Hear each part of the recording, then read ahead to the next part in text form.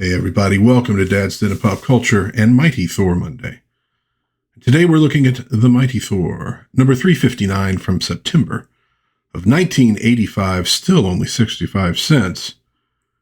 And a story here, says on the cover, in the service of Loki, we see Thor kneeling before Loki.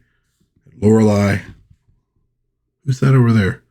Statues, but that kind of looks like Hela over there. Maybe they're telling us something. But the story itself is actually called The Grand Alliance, or Life with Loki. They tell you here that no summary of theirs can suffice to describe what has just happened. And this is basically picking up from last issue, when Thor, before Heimdall, suddenly decides that, in fact, Lorelei is right, and Loki should be the king of Asgard. Art and story here by Walter Simonson, lettering John Workman Jr., coloring Christy Scheel, editing Ralph Macchio, editor-in-chief Jim Shooter. So, of course, Heimdall is like, are you crazy? And Thor's like, no, of course, it's all very obvious. He always should have been in charge. I now see it, finally. My eyes are clear. Heimdall runs off, gets Frigga, who comes back, and she notes, there's a scent in this room. Must be some kind of an enchantment. We need the Enchantress. We're talking about love. We're talking about magic. We need the Enchantress. The Enchantress is brought to them, and she figures out right away. 'Tis the fragrance of the fabled elixir of Lofen, long thought lost forever. Once inhaled, the victim falls hopelessly in love. And I need not ask who has used the potent elixir on the mighty Thor, because he's babbling about Lorelei and how great she is, and only Loki could have obtained the forbidden drug. Okay, so we're actually working through this pretty quickly. And I think maybe, I wonder if maybe Simonson had thought to use the Lorelei storyline a little bit longer, realized he wanted to do something maybe slightly different. It's like, well, we need to tie this up, because they spent a lot of time, right from the start of his run on Lorelei, in enchanting Thor. Seems like maybe they'd go further with it than they had, and here we're wrapping it up pretty quickly. We have a moment with Sif and Beta Ray Bill on Earth, but only a moment, and she has to leave to go back to Asgard to tell them how she's figured out how to get all the warriors back to Asgard, which is still fairly defenseless at the moment. Many of the gods are not there, the warriors are not there, etc. Back in Thor's hall, Enchantress goes ahead and sees if she can't break the spell with a kiss, or really more appropriately with a smack, because that's the sound kisses make in old comic strips. And here we have Steve Garvey on the San Diego Padres. We got the rabbit. We got no San Diego chicken. I don't know. I don't know if I can accept that. As she does, Lorelei shows up, kind of mocking her, and she's got Thor just wrapped around her finger. And he says, no, I'll never disobey you again, and I'm definitely for Loki, etc. She says, great. Let me borrow your cloak. It's a little chilly out. And she decides she's going to run back off to tell Loki the news. Well, she doesn't say where she's going, but she's got to leave. Now, I will also note, and I think this is one of the more important things in this story, is Sif appears. And she grabs Lorelei there by the wrist and says, you better cut it out or you're going to regret it. And Thor kind of pushes her away. And then Lorelei orders him to give her a smack, and he gives her a smack, and well, that ain't good. And I think that's going to have maybe more repercussions to the story than most of the other stuff in this particular issue. So we get the smack. She heads off on her bird, and Amora notices that Heimdall is not present. He's out on the balcony. What is he doing?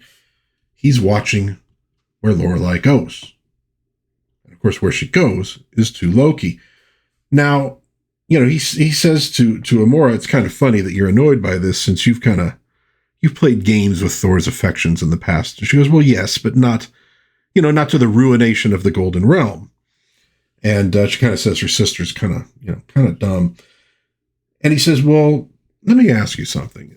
Didn't you place an enchantment on the scepter of Odin so that Lorelei would fall in love with Loki the first time she saw him? She's like, how'd you know that? He goes, well, I kind of see and hear everything. But you did, right? Yeah. Okay. Well, then I got a little plan here. I got a way we're going to deal with this. And so they walk back in and say, yep, you know what? We agree with you now. We agree. Loki should be king. Why don't you go tell him? He goes, well, Lorelei said I should wait here. Well, you should wait here to convince us that you were right. You've convinced us. Why don't you go tell Loki? And then you can see Lorelei all the sooner. And won't that be wonderful? And Thor rushes off to see. We get a one-pager here. The aftermath of the Warriors 3 and all those guys in the bar basically drank them under the table. Said, oh, it's too bad about these mortals. They really can't hold their beer. Now, the Warriors 3, they're not going back to Asgard right away. They're going to have a little time on planet Earth, which I think is great. They're some of my favorite characters from the Thor series, always have been. Well, Thor goes to Loki's manor, opens it up, and he's a little bit shocked. And it feels a little bit like romance comics here. And given that romance comics were sort of invented by Jack Kirby and Joe Simon, I guess that's not a bad thing. And what does he do? Well, he catches Loki in bed with Lorelei. He's angry. He steps forward, and Lorelei forces him down to bow before her. And she's like, well, hey, I have control over him no matter what. And you have control over me. So kiss me and let Thor learn who his masters are. And this is funny. I do really enjoy this. And this is something I think would play great in a film. Lorelei, is this wise? Lorelei. And we see Thor growing angrier, and boom, he leaps. Thor! And crashes into things. Loki, my beloved, Thor, release him this instant.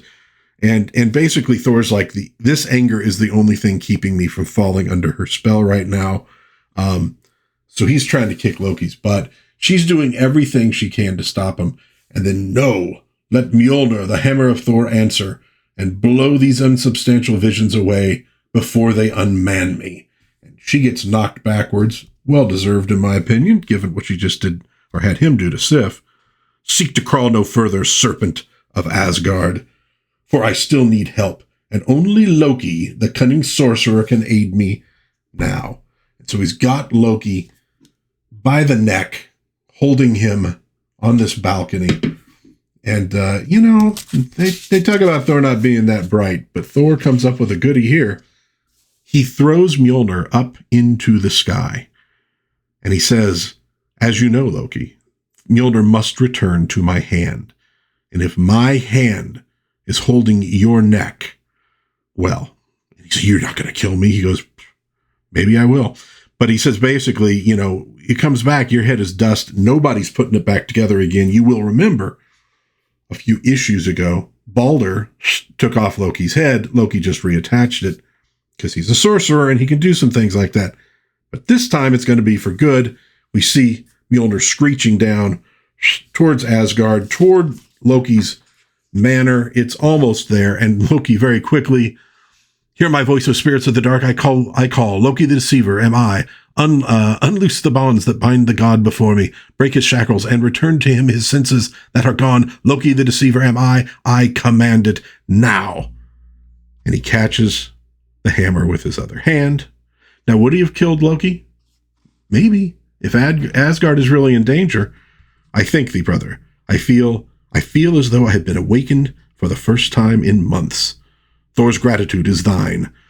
So he then gives Lorelei a little kiss, I think slightly to just sort of test, pulls his cape out from under her, flips her up onto Loki's bed, which is another really great scene. I love that with Simonson, you do get a certain level of cartooning with it, which is just great.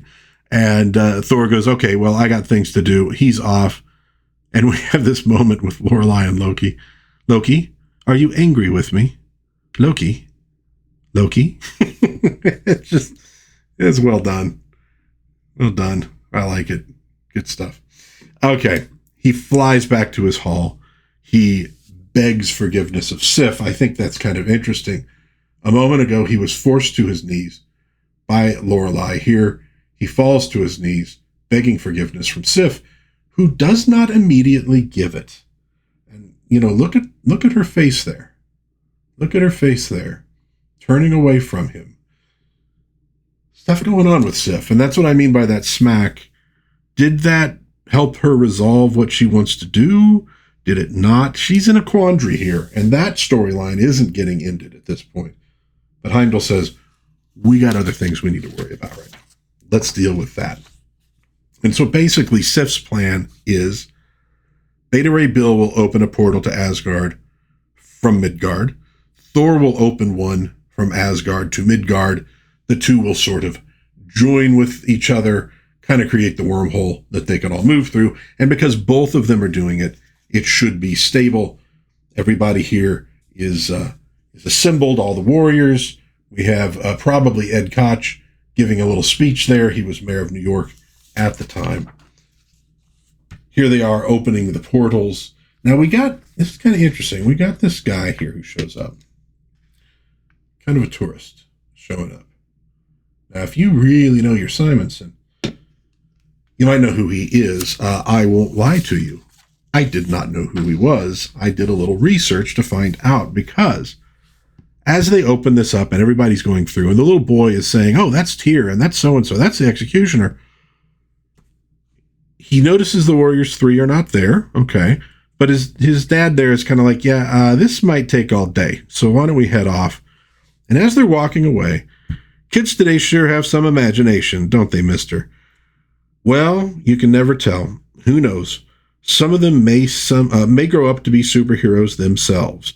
This one is for Anne and Archie. Okay.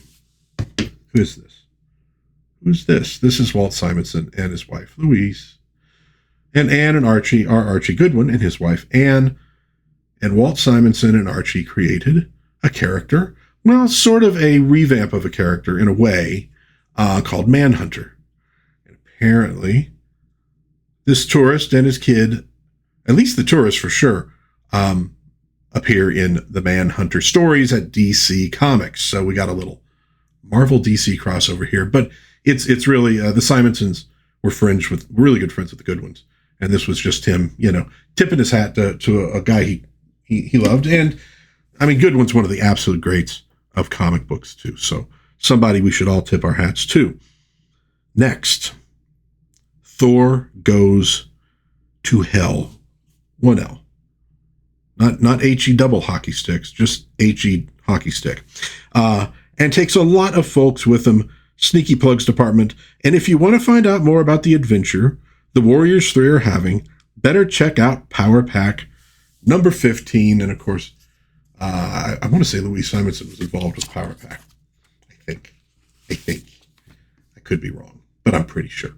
And there we have it, Thor number 359. So mostly in this one, we're tying up a couple storylines that were kind of left open. But we're advancing the Sif Thor storyline, well, Sif Thor Beta Ray Bill storyline a little bit here. And we get a nice little nod to Archie Goodwin and his wife. Again, Goodwin's one of the greats of comic books. But the next one, Thor Goes to Hell. That's big time. That is big time, and we're going to have fun with that one. So that will do it for Mighty Thor Monday today. Thor number 359 from September of 1985. Let me know what you think about it in the in the comments. I would love to hear from you. If you enjoyed this video, please give it a like, maybe subscribe, maybe share with a friend. That would be very cool. But until next time, God bless everybody. Please be kind to one another. Have a little bit of fun out there. And I will see you hopefully again soon in Dad's Den of Pop Culture. Bye-bye.